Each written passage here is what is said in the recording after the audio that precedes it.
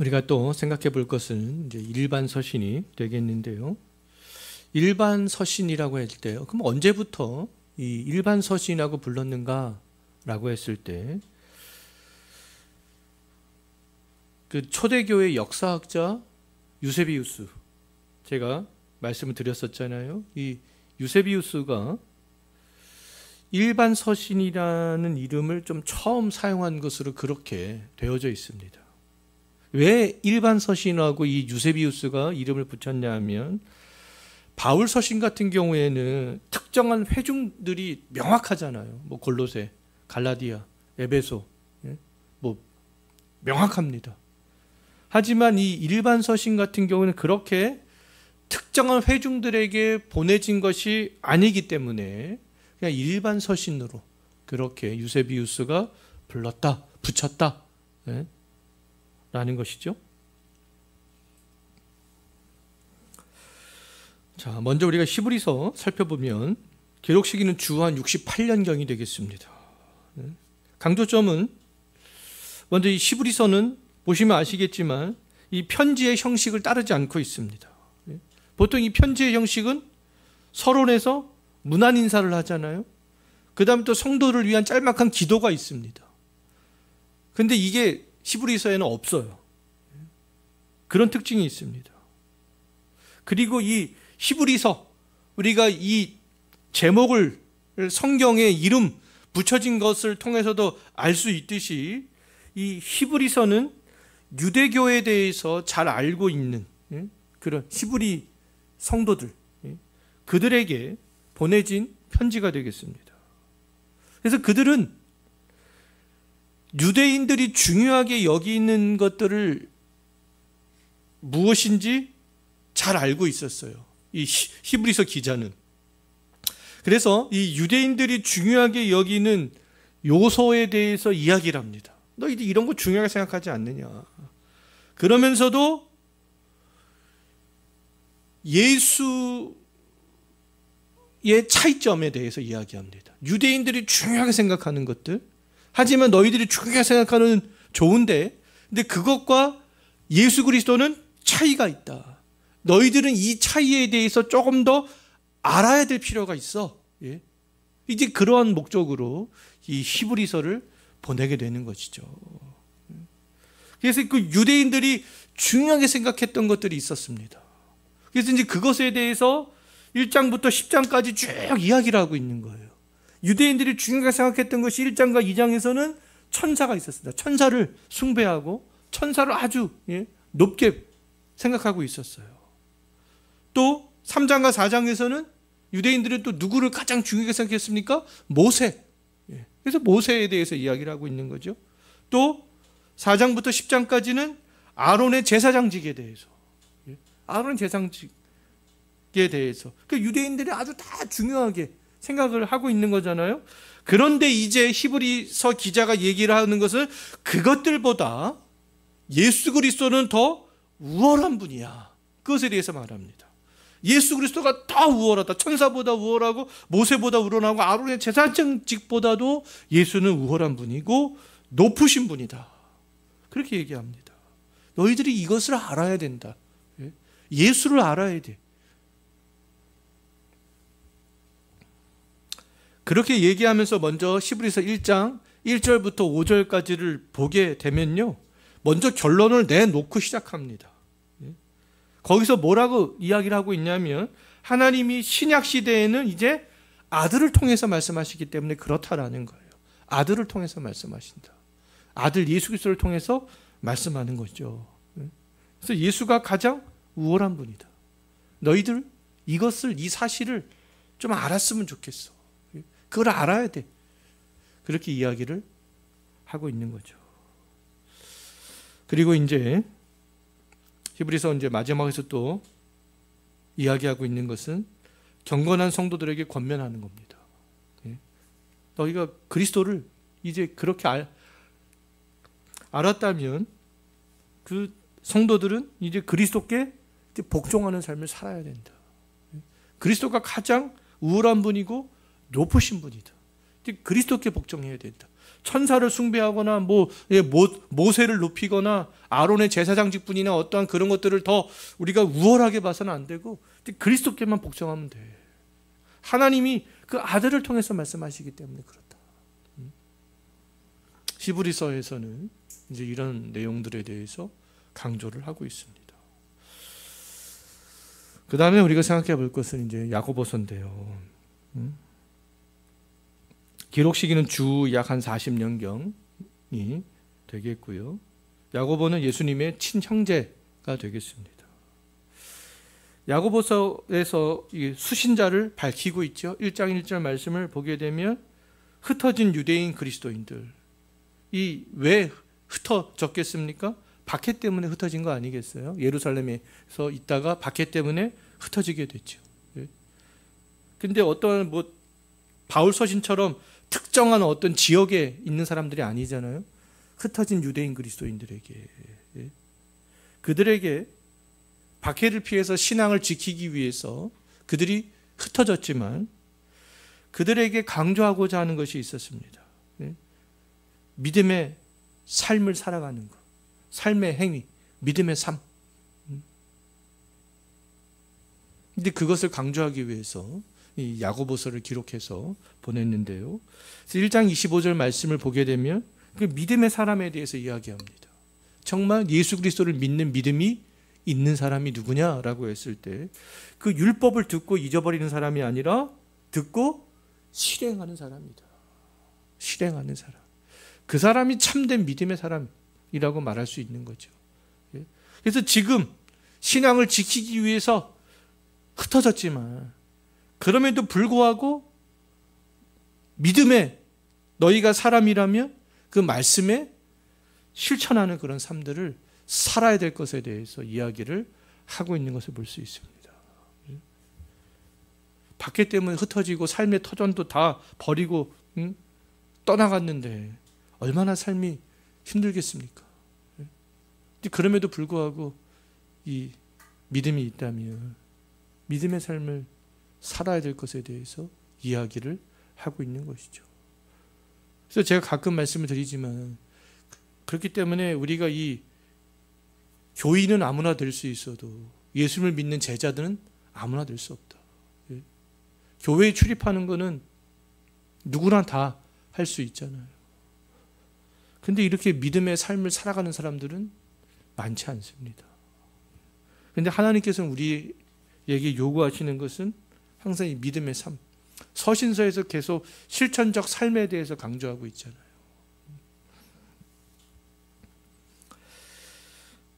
그 다음에 생각해 볼 것은 이제 베드로 전후서가 되겠는데요. 베드로 전서는 대략 한 주 62년에서 64년경에 기록을 한 것으로 볼 수 있겠고요. 베드로 후서는 주 한 65년에서 68년경에 기록된 것으로 볼 수가 있겠습니다.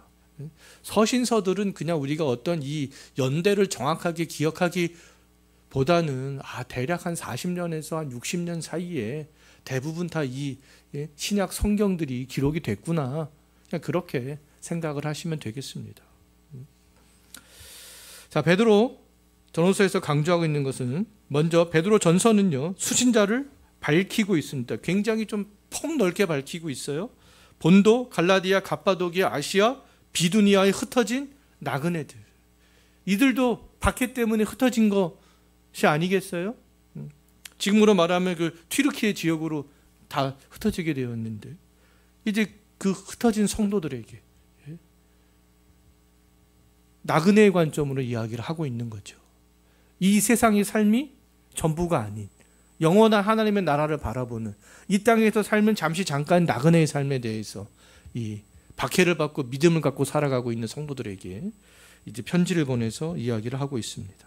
그러니까 믿음의 삶을 살 것에 대해서 이야기를 하고 있는 거예요. 인내하라고, 믿음의 삶을 거기서도 살아가라고 그렇게 격려하는 것이죠. 베드로 전후서는요. 그래서 베드로 전서 같은 경우에는 1장 3절에서 3장 11절 말씀을 보게 되면 우리 성도들은 하늘을 유업으로 받은 사람들이야. 그것에 대해서 얘기합니다. 그래서 하늘을 위협을 받은 성도로서 현재의 고난보다는 우리가 좀 미래의 기쁨을 소망해야 되지 않겠느냐. 우리는 하늘나라의 위협을 받았지 않냐. 지금은 우리가 현재 박해를 받아서 흩어져서 굉장히 고난 가운데 있지만 우리가 좀 미래의 기쁨을 한번 소망해 보자. 그러면서 거룩한 삶을 좀 우리가 살아야 되지 않겠느냐. 그럼에도 불구하고 그것에 대해서 이야기를 하고 있습니다.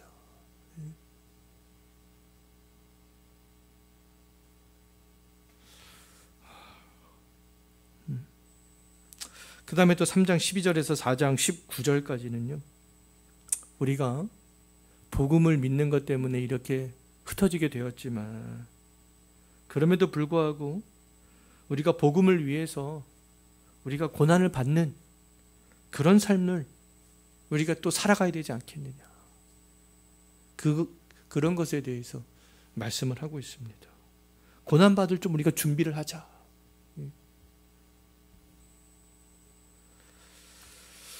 그 다음에 이제 5장에서는 이제 장로들과 젊은이들에게 권면의 말씀을 주고 있는데요. 장로들은 양무리의 본이 되어져야 된다. 그 다음에 젊은이는 장로들에게 복종해야 된다.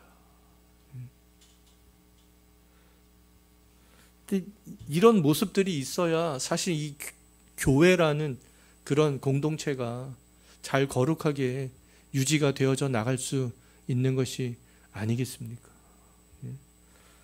장로들은, 목사들은 우리 성도들에게 본이 되어지려고 노력하는 그런 삶들을 살아가고, 또 성도들은 또 장로에게 복종하려고 하고 권위를 인정해주고 그런 모습들이 필요한 거 아니겠습니까?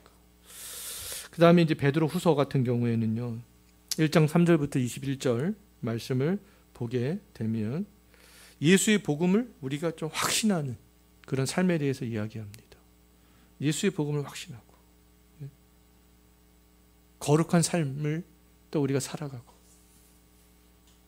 또 2장에서는 거짓 가르침과 거짓된 교사로부터 우리가 이 순수한 복음을 지켜야 될 것에 대해서 강조하고,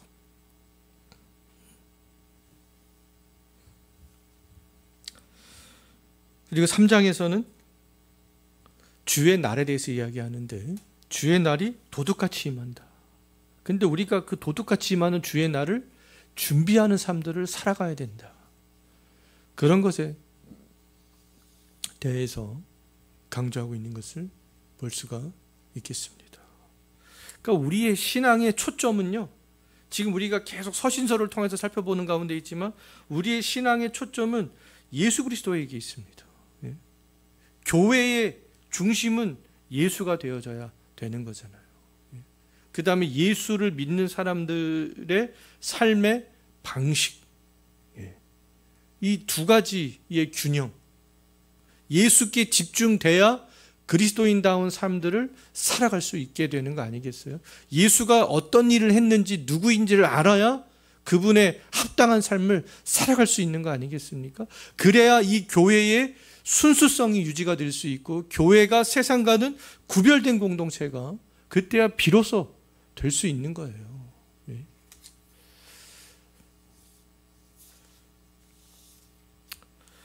그 다음에 우리가 살펴볼 것은 이제 요한 1서, 2서, 3서가 되겠는데요. 기록 시기는 주 한 80년에서 90년경에 소아시아 어느 지역에서 이 기록을 한 것으로 그렇게 볼 수가 있겠습니다. 요한 1, 2, 3서에서 강조하는 것도 예수 그리스도예요. 예수 그리스도. 이미 예수 그리스도에 대해서 알고 있는 성도들에게 다시 한번 예수에 대해서 강조하는 거죠. 그 수신자에 대해서 좀 생각을 해보면 요한 1서는 수신자가 없습니다. 히브리서처럼 없어요. 요한 2서에서는 있죠. 택하심을 받은 부녀. 어느 지역인지는 알 수가 없어요. 그냥 택하심을 받은 부녀와 그의 자녀들 이렇게 되어져 있습니다. 요한 3서 같은 경우에는 요한이 사랑하는 가이오 이렇게 딱 명시가 되어져 있죠. 그래서 요한 1서에서 강조하고 있는 것은 1장 1절에서 4절을 보게 되면 성육신한 그리스도를 통해서 하나님과 교제할 수 있다. 하나님과의 교제는 그 그리스도를 통해서 가능하다라는 것을 이야기하고 있고, 그 다음 1장 5절에서 2장 14절까지는 빛의 자녀로서 우리가 행해야 된다. 빛의 자녀다운 그런 행함. 그 다음 2장 15절과 17절은 그리스도와의 교제를 위해서는 세상과 구별될 것에 대해서 이야기합니다. 세상과는 구별될 것. 또 이단의 가르침과 구별될 것에 대해서도 이야기를 하죠. 세상과 이단의 가르침과, 그러니까 예수 그리스도를 믿는 사람들은 구별되어져야 된다. 또 요한 2서와 3서에서 또 강조하고 있는 것은 예수 그리스도에 대한 사랑, 예수 그리스도에 대한 충성, 이런 것을 강조하고 있습니다. 오직 예수. 신약시대에 예수와 함께 하나님의 나라가 시작되었잖아요.